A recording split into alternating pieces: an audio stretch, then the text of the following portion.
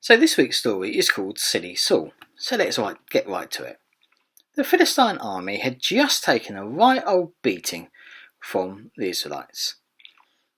And King Saul of Israel had been so keen to make sure of his army's victory that he swore a crazy oath. Anyone who ate anything before he finished off the Philistines would be under a curse. Now, it didn't help that they were really hungry in the Israelite army, and then they stumbled upon a wooded area chock full of honey.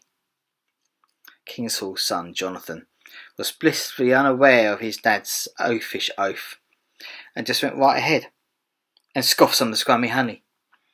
Jonathan was amazed when he discovered his dad's crazy curse. He reckoned the Israelites could have killed more Philistines, finished the battle quicker, if they hadn't had rumbling tummies. Well, with their tummies still rumbling, the Israelite army went back into battle to finish off the Philistines. But by the end of it, they were so hungry, they started getting into the Philistine food, their sheep and their cattle. Now, when Saul found out, he was more concerned about the fact that his army had broken some of God's rules about how food should be prepared. And he stopped, if you like, their battlefield barbecue in its tracks. Stone cold killer. Stopped. No more barbecue beef. Nothing. And then he set up an altar to kill all the animals and then sacrifice them to God properly, as per all the rules earlier on in the Old Testament. Job done. Now, Saul was up for a bit more action.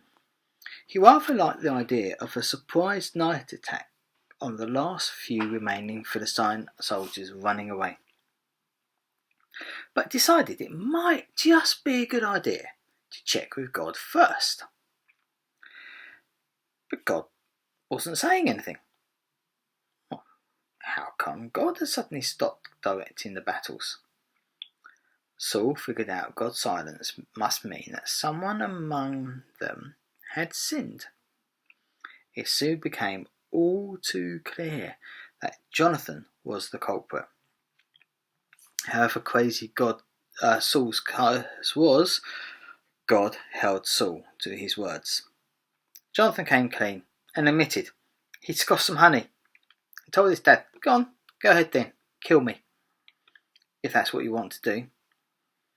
Well, like it or not, Saul was actually up for killing Jonathan. Not an award for top dad, I don't think. Well, how does this story end? Does Saul do away with his own son? Or does something else happen? Because it's been a bit crazy already. Well, you'll find the story in the book of 1 Samuel, chapter 14, and you need to read around verses 43 to 45 to get your answer.